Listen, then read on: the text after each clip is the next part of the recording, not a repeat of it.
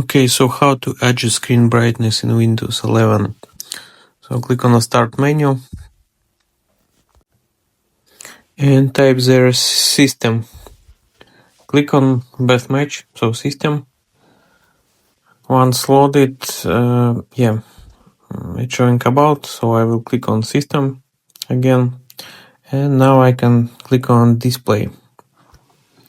Here we can find a lot of settings, like we can use night light, adjust brightness, change color scheme, HDR, and also resolution, and a lot of things. So you can do all modifications here. Also, what you can do is click on the Start menu, go to Control Panel. Here we will change view by large icons. And here we can find section Power Options.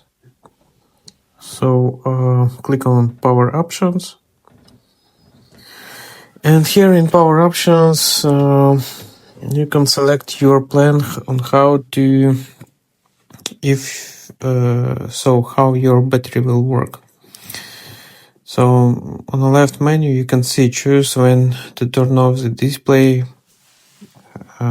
change colors and things like that.